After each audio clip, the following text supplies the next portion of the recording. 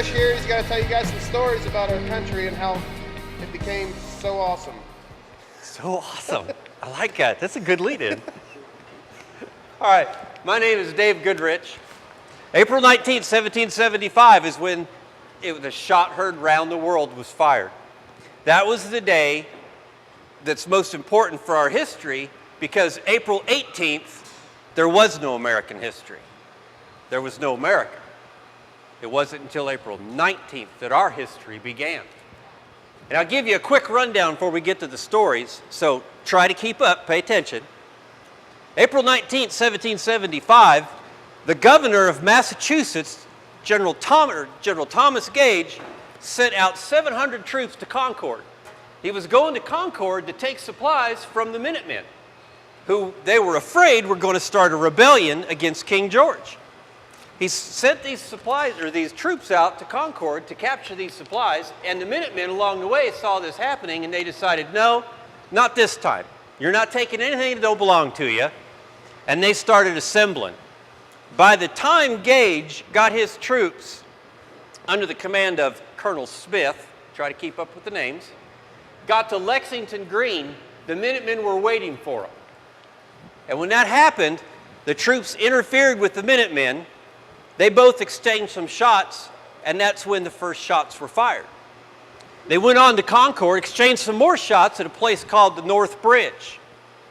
Then when they were leaving Concord, headed back to Boston, they ran into a place called Miriam's Corner. Miriam's Corner is where the first shot heard around the world was fired, because that was the first time that we fired against the British. Prior to that, we were only defending our homes. But at Miriam's Corner, we fired first. And that's a key difference. That's when we became Americans. Well, as this started to unfold and the Minutemen started to engage the British troops on their way back to Boston, it started to turn into a full-fledged problem for the British because they were outnumbered.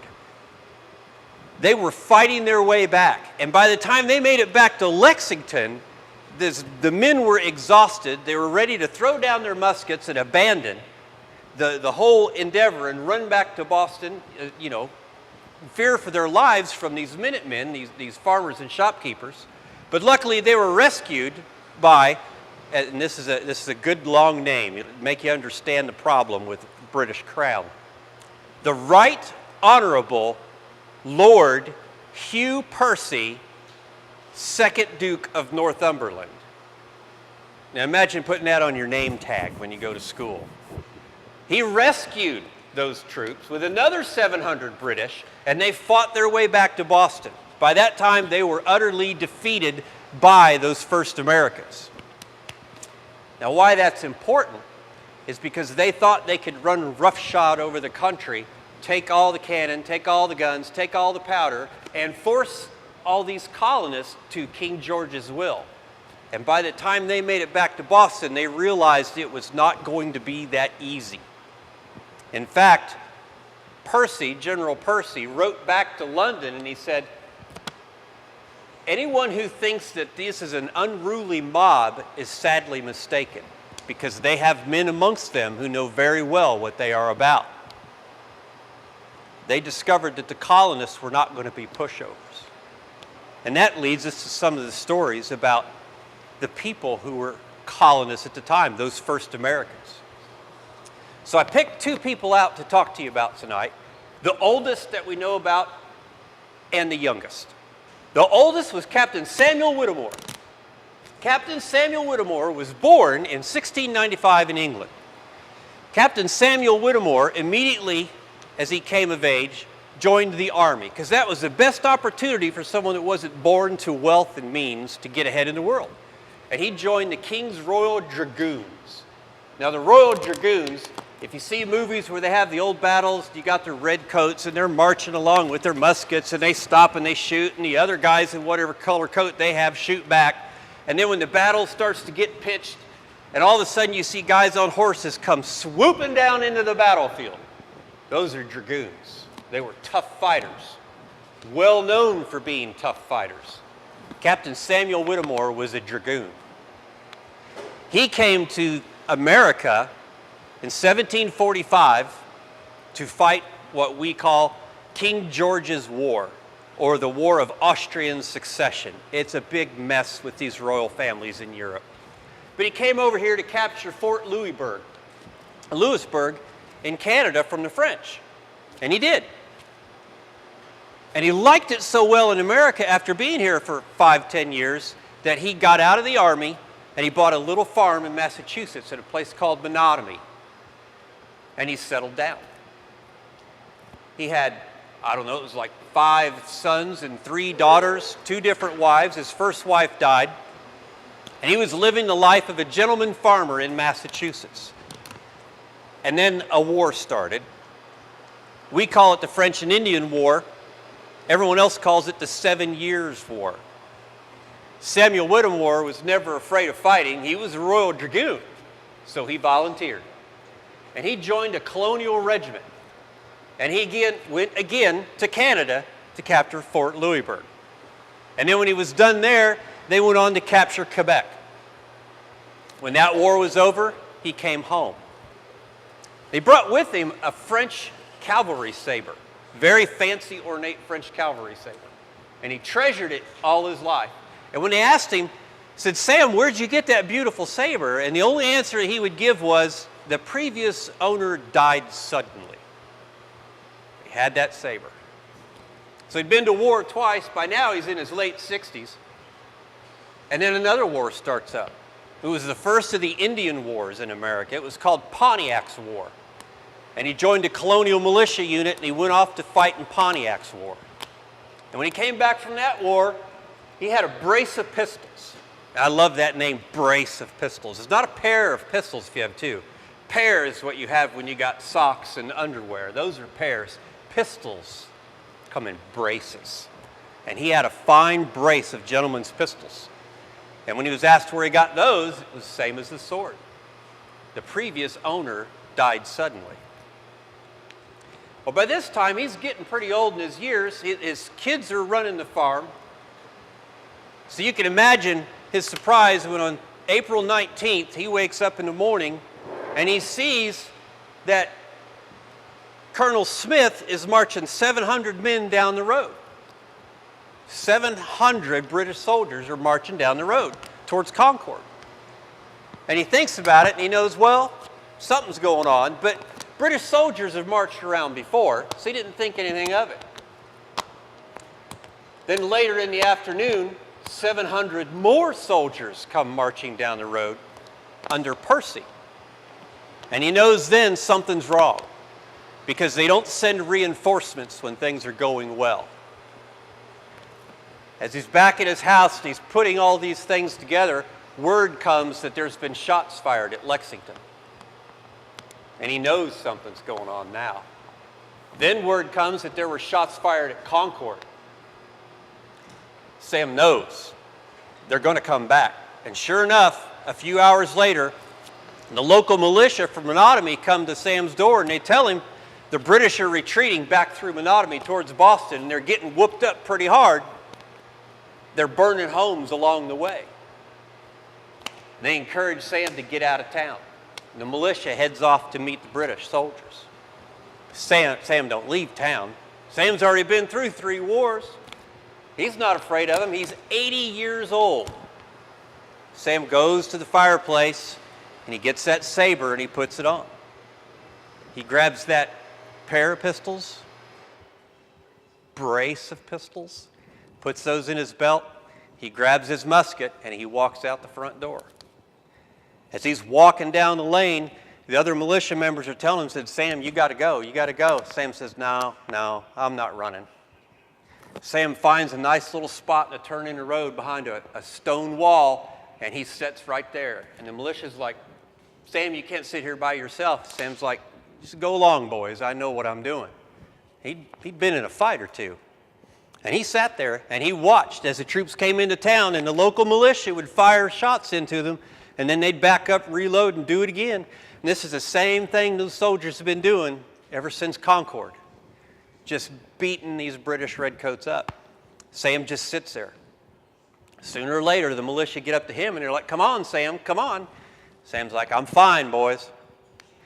Finally, it gets to the point where those British troopers are coming down that road, and they're almost at point-blank range. Sam stands up from behind that wall, and he levels his musket, and he fires that first shot. One redcoat falls. He pulls out his brace of pistols, fires 2 more shots. 2 more redcoats fall. He hasn't got time to reload. Now, they're no farther from me to him at this point, so he pulls out his sword, and he starts parrying off those bayonets as those guys are trying to pin him down. Well, Sam's 80 years old, but he'd been in a fight or 2, and he's doing pretty good. He's got, first it's 1 guy, and then it's 2, and then it's 4, and then it's 6. Finally, one man fires a shot at him, point blank range, hits him right there in the face, knocks Sam to the ground. They rush onto him. Sam's still got his saber, and he's still fighting the bayonets off, till one man just clubs him on the head with the butt of his rifle. Sam goes down. They bayonet him 13 times because they were that afraid of this old man. Well, the troopers get done. They head off with the rest of the column. All the fighting passes through town, and it was terrible fighting. Fully half the casualties the British Army suffered that day, they suffered in Menotomy and Camden, the roads between. When the British column had left Menotomy, they left 80 wounded and 40 dead behind. When the column was passed through, the people in the town started opening their doors and looking out. They started coming out to take care of the wounded. The people who had seen Sam down there, they started cautiously walking over to where Sam had fallen. They'd seen his last stand, and they were going to take his body back to his home. And when they looked over that rock wall, there was Sam Whittemore reloading. He hadn't given up the fight yet. They went and yanked down a barn door, loaded Sam onto it. They took him into Cooper's Tavern, which had become a hospital. And they laid him out for the doctor, and the young doctor, Dr. Tufts, came up, and he pulled Sam's clothes off and looked at his face and looked at all the bayonet wounds, and he told the townsfolk, he said, I can't do anything for this man. He won't make it. And they're like, you got to do something. You patch him up, we'll take him home. So the doctor cleaned up his wounds, patched him up best he could, bandaged him, and they took him home to his wife, put him in his own bed, and waited for him to die. And he did. 18 years later, Sam Whittemore is buried in Arlington, Massachusetts, at age of 98 years old. Now, it may not have been the smartest thing for him to hide behind that wall all by himself, but you can't knock him for being brave. Sam was a fighter. We have Revolutionary War heroines. Her name was Elizabeth Zane. If you drive through Ohio and West Virginia, you'll pass through a town called Wheeling. Wheeling was the jumping off point for the West. At that point in time, West was everything west of the Blue Ridge Mountains. That was the wilderness, that was Indian country. And Wheeling was where they would get on their boats and go down the Ohio into Kentucky, Ohio, and Indiana.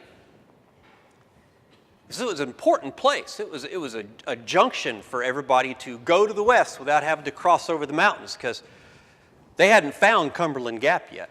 So everybody took a boat. Well, that area was guarded by by a place they called Fort Henry. Fort Henry was where most of the supplies were bought. It's where the traders met. It's where the Indians came to do trade. And it guarded that area. Now, during the Revolutionary War, one of the things that the British troops really, really didn't like were all these frontiersmen, all these woodsmen, because these guys could shoot. And they'd grown up their whole lives fighting Indians, fighting the French, fighting Canadian trappers. They weren't afraid of a scrap. And the British didn't want them around. So they made some deals with some of their Indian allies to go to these western frontier areas and attack those forts and tie them up. That would keep these woodsmen from wanting to go back east and join the fight. And that's exactly what was happening at Fort Henry. A notorious rascal named Simon Girty. He was a French-Canadian, friend of the trappers, friend of the Indians, friend of the British, friend to anybody who would pay him gold. And he was notorious for just being a terrible, terrible person. He didn't just cause the fort to surrender. No, he would rob it, loot it, and burn it to the ground and kill everyone inside. Word had come that Simon Girty was leading a pack of 200 Indians raiding the frontier forts. And one morning at Fort Henry, they noticed from the stockade that one of the blockhouses, one of the forward places that watched the river, was on fire. And then people started streaming in. Simon Girty's here. The Indians are coming. Farms were starting to be attacked. There was concern they were coming for Fort Henry, and they were. All these people from the outlying countryside rushed into the fort to fort up and fight off the Indian attack. Well, Simon Girty and a few British troops that were there, they came and they attacked the fort. And they would try to rush the fort, but the 40 or so against over 200 frontiersmen who were in that fort, they weren't letting anybody get close enough. You guys are all here for turkey shooting, right? Anybody seen a turkey yet? Yeah. We're talking frontiersmen. These guys could shoot the head off a turkey at 50 yards with a rifle shot. Those Indians and those British troopers were not getting close to that fort. Not at all. Not as long as they had powder and ball inside that fort.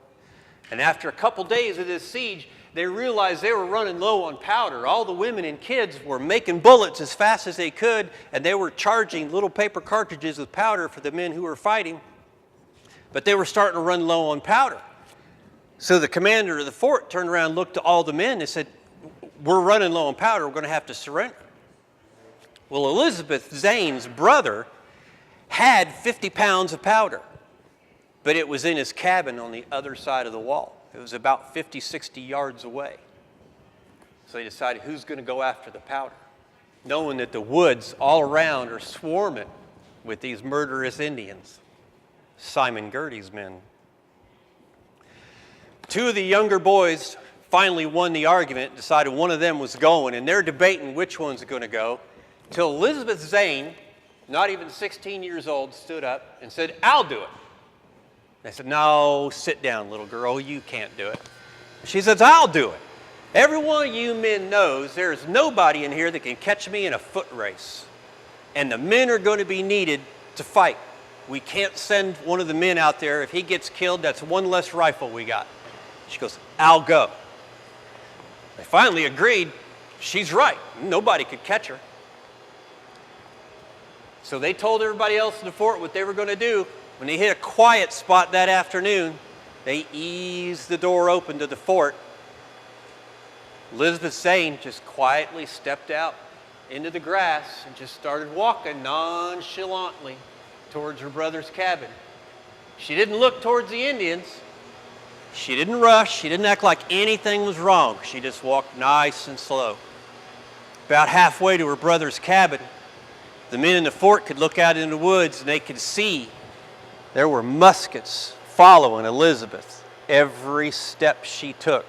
There was 20, 30 muskets pointed at her. She makes it back to the cabin, opens the door, slips in, closes the door, and I got to think that's probably the first breath she took the whole time she was walking. She got the powder, she loaded it up. Some say she put it in her skirt and lifted her skirt up. Some say she used a tablecloth. She loaded that up, took a look outside that door, still didn't see anything, and she stepped out, calm as can be, just like she walked in there. And then all of a sudden, those musket muzzles, they started following her. She picked up the pace as more of them showed. Some of the Indians stepped out from the woods and started to draw an aim on her. Heard that first shot, cut her dress skirt, didn't hit her, and she took off running as hard and as fast as she could. There's musket balls bouncing off the trees around her. She's got 2 or 3 holes in her dress, and she's just running as fast as she can for the fort. The men in the fort are shooting back towards the Indians, trying to mess up their aim. She gets within about 10, 15 feet of the fort and falls and stops moving. And everything got silent. And all the air around the fort is filled with that blue powder, that blue smoke from the black powder. You could hear birds. It was so quiet. And the breeze slowly drifted the smoke away. and you could see Elizabeth laying there in the grass. The Indians fell back into the trees. They figured they got her. One of the men at the fort said, I'll go get her. As soon as that door creaked and it opened, she jumped up and she ran into the fort. She'd been playing possum on it. She got back into the fort with the powder, and they had enough powder to last 4 or 5 more days, easily.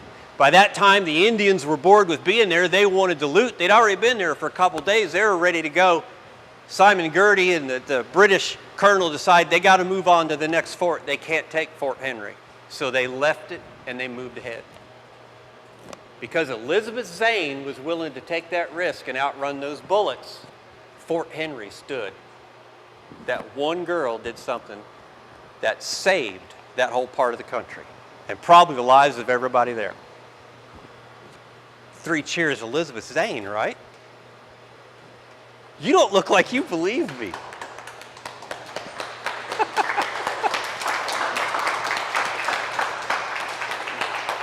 Does everybody want one more? Hezekiah Wyman had the coolest nickname of anybody in the Revolutionary War. During the Revolutionary War, there were 3 ways that you could fight. You could be what they call a soldier of the line. You could wear that blue coat. You could march with the troops. Or you could be in the militia. Well, the militia, it kind of divides up. You could be in the militia, and you could be a scout. Well, the militia, every single town had a militia. You didn't have to leave town to go do that. And the militias had different levels of being in the militia. You had your Minutemen. Those were the guys that always had to have their musket and 3 days of biscuit, ready to drop everything they were doing and take off in a few minutes. Usually about 30 minutes, they had to be ready to be gone. They were the Minutemen, ready in a minute. And then you had your regular militia. Generally, the Minutemen were the young guys, often single. The regular militia were the regular farmers, storekeepers, the people that lived in that town. Well, when you hit about 55 years of age, they decided you might be a little old to be in the militia. These guys obviously never heard of Samuel Whittemore. So you went to what they called the alarm list. And if things get really bad, we'll call you. Hezekiah Wyman had just turned 55 years old that day, and he was now officially off the militia roster, and he was a member of the alarm list. So when they saw those troops marching past his house, he went and started to saddle his horse. And his wife came out and said, "What are you doing, old man? You're not in the militia anymore." And he's like, "I'm going. I'm not going to let those guys go fight without me. I'm going to go."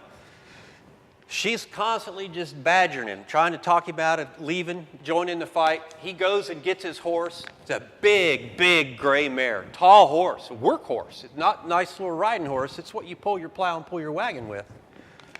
He goes in, he gets his musket and his powder horn, gets his shot bag. Now, Hezekiah Wyman stood 6 feet tall or more. He dressed all in black. It was the least expensive clothing to buy, just a plain colored clothes. And he had long white flowing hair and a long white beard.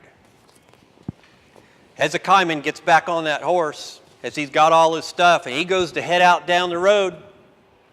And the wife asks him again, says, "What do you think you're going to do, old man?" And he says, "You watch, you watch." And he takes off. Now, as these British troopers are marching from Concord back to Boston, they're constantly being attacked by all these militia groups along the way. And the road isn't straight like the interstate. It's like living in the country. There's constant turns. Well, at one point, the column comes down the road, and they make one of those turns, and out in front of them, about 200 yards away, they see this big gray mare. And with this old man with long white hair sitting on top of that mare, and it's sideways across the road. And they just keep right on marching. Officers in the front ranks are watching, and they get up to about, 150 yards away. Hezekiah Wyman climbs down off his horse. He takes his musket, and he lays it across the saddle, and he just waits. These soldiers are still marching, a little bit closer. He's not within musket range yet, so they're not even preparing to fire on him. They get to about 100 yards out, and it's a funny thing if you've ever fired a muzzleloader. They saw that puff of smoke, and then they heard the sound of a buzzing bee. And you saw that puff of smoke when he fired, and the sound of a buzzing bee was that musket ball whizzing by your head. And every time he did that, one of the men would fall. They keep marching. They're stepping over the guys that fall, and they get a little closer, and Hezekiah Wyman fires another shot. Another man falls. So the officer in charge has the first 4 or 5 guys at the front of the rank get ready to fire. He has them come out and get into a firing position. As they get him within musket range, they're going to shoot at him. But before they can get there, Hezekiah climbs up on his gray horse, sits there sideways looking at him for a minute, and he quietly trots away. Officer in the front rank thinks, well, he's gone now. They continue marching down the road. They come to another turn in the road, and they come around the corner, and there's Hezekiah Wyman again. And he's sitting out there, about 200 yards away, sideways on top of that horse, hair blowing in the breeze. They get a little closer. He gets down, lays that musket across the saddle. They see that puff of white smoke. They hear that sound of a buzzing bee, and a red coat falls. And another red coat falls. They start to get close enough, they've got him in musket range, and Hezekiah Wyman gets back on his horse and trots away. He did this so many times that by the time that the front rank, they've all been shot and stepped over, and the next rank is like, what's going on? By the time they get to the third rank of men, and he's done this 6 or 7 times, they start to pass word down the line. They come around a corner and they see him, and you hear whispers, it's him, it's him. Who?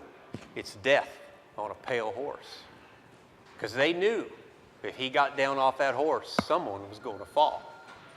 He did this so many times on the road back to Boston that he had to turn around, ride all the way around the British to the back, find other militiamen and get powder and bullets from them, and then he would ride all the way back out to the front and he would do it again. It got to the point where they would come around a corner, and if they saw Hezekiah Wyman, those troopers would just suddenly slow down a little bit because nobody wanted to get that close to him. One man slowed that column down enough to where the other militia could engage him successfully. One man. His wife said, what are you going to do? He stopped 1,400 men from making good time back to Boston by himself.